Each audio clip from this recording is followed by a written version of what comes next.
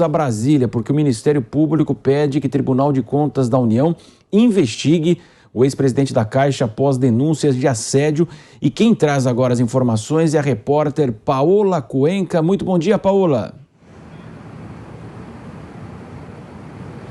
Olá, bom dia. O subprocurador-geral que atua no Ministério Público junto ao Tribunal de Contas da União, Lucas Furtado, fez uma solicitação para que seja aberta uma investigação contra o ex-presidente da Caixa Econômica Federal, Pedro Guimarães, a respeito das denúncias que vieram à tona de casos de assédio sexual supostamente cometidos pelo presidente da Caixa Econômica Federal.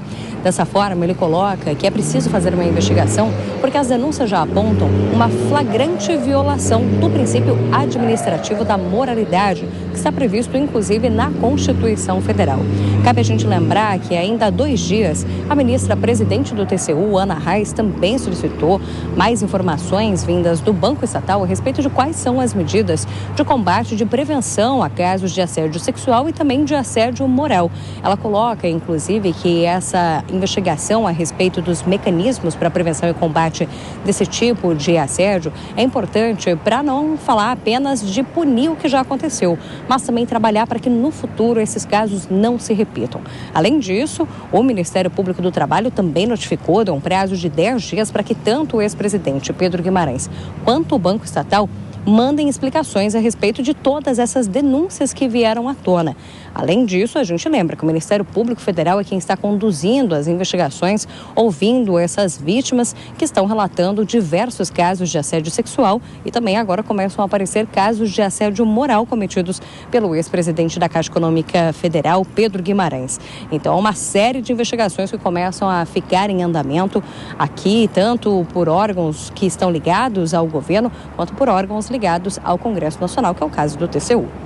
Sem dúvida, né, Paola? E foi houve uma grande repercussão também política, porque Pedro Guimarães estava praticamente sempre com o presidente Jair Bolsonaro. No final de semana estava, inclusive, na motociata lá em Santa Catarina, várias lives.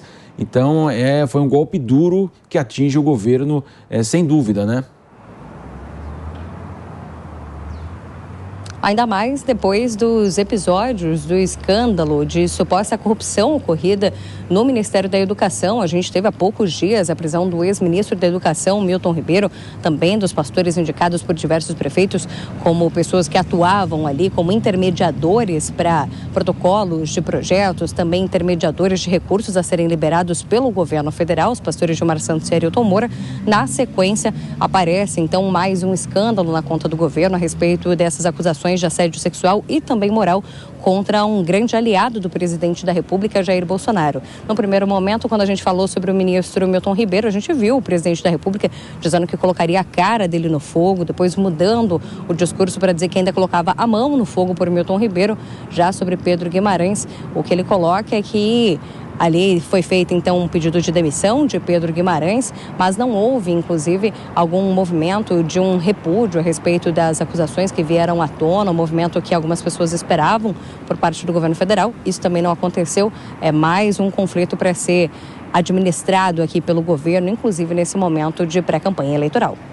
Sem dúvida, Paola Cuenca, daqui a pouco ela volta conosco aqui na programação da Jovem Pan. Eu quero ouvir o Miguel Daúde. Miguel, de fato, é um duro golpe aí no governo, não adianta querer esconder, né, Miguel? É um fato muito grave, evidentemente. Ele era muito próximo do presidente, sempre sua gestão foi muito elogiada, né, o desempenho. Claro que também temos que separar uma coisa da outra, mas de qualquer forma é muito difícil politicamente fazer isso, né, Miguel? Exatamente. Não tenha dúvida, Marcelo, que essa postura, esse crime, né, na minha opinião, se tudo isso que nós estamos ouvindo e vendo, né, pela imprensa tiverem um mínimo de verdade, é realmente um crime que ele deve ser punido por isso. Não pode fazer isso em hipótese alguma.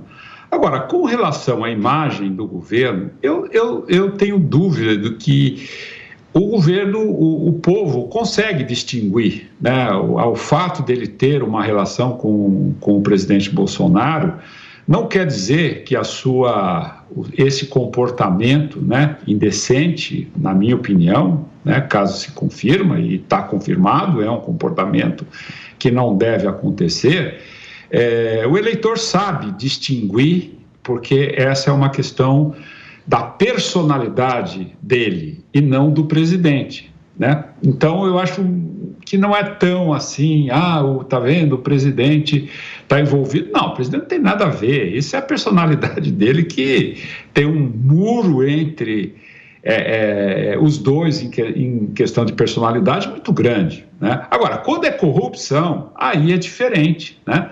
Corrupção, será que o governo sabia e deixou porque alguém, né, do seu relacionamento está tendo benefício, não está tendo benefício?